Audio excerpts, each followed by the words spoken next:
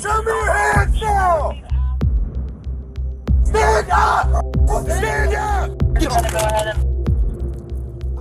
That's 32-year-old Chad Doerman face down in the front yard of his Monroe Township home. I ain't gonna hurt you. I ain't gonna hurt nobody. Prosecutors say Doerman had already dealt an incomprehensible amount of damage at this point, as his sons Clayton, Hunter, and Chase lie lifeless in and around his home. June 15th, 2023. This is the day that their mother, their family, and an entire Clermont County community lost 3 young, irreplaceable lives. Can you get the wallet out of my back pocket? Shut up, dude. You had the right to remain silent, Jesus. The events of that day set in motion Chad Doerman's criminal case, a case that began with a bond hearing the next day, where prosecutors were visibly unsettled by what they'd reviewed. He was their world, he was their guardian, and he executed them in cold blood. Doerman's bond was set at $20 million, and less than a week later, he was indicted on 21 felony charges, including aggravated murder, kidnapping, and felonious assault. The day after his indictment, he entered a plea of not guilty, and prosecutors described in painful detail what happened the day of the murders. The first one shot was the 4-year-old, shot in the house 2 times, then sustained 2 bullet wounds to the head, causing his death.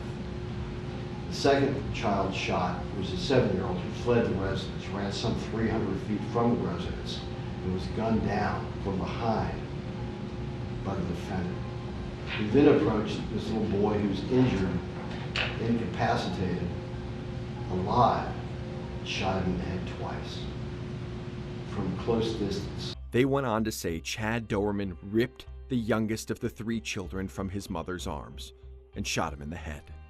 This is a death penalty case, and my goal is to have this man executed for slaughtering these 3 little boys. That right there is the last time prosecutors or investigators spoke openly about this case, because in July of last year, the judge issued a gag order. I'm gonna take this cuff off, put your hand up here, palm down, okay? Chad Doerman's case went quiet to the public for several months before his defense team filed 41 motions with the court in November. The most pertinent among them was a motion to throw out his admission of guilt to detectives because he was not properly read his Miranda rights and was continued to be asked questions after requesting an attorney. It was in February that issue went before the judge. You did not read all the Miranda rights on State's Exhibit 3, did you? On your card? Word for word, no. Nearly a month later, the judge on Doerman's case ruled to suppress the custodial interrogation of the now 33-year-old.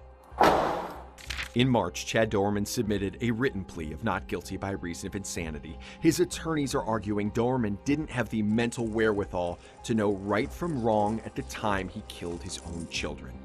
In April, a new court filing said Doerman got home from work early the day of the murders and was walking around the house holding a Bible and mumbling to himself, quote, "Chad knows what's right."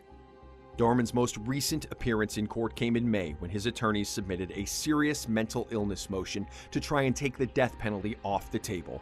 That motion alone will take several days in court to sort out. As I call it, it's not a pretrial hearing, it's a pretrial trial, simply limited to whether the death penalty can be eliminated or can be maintained.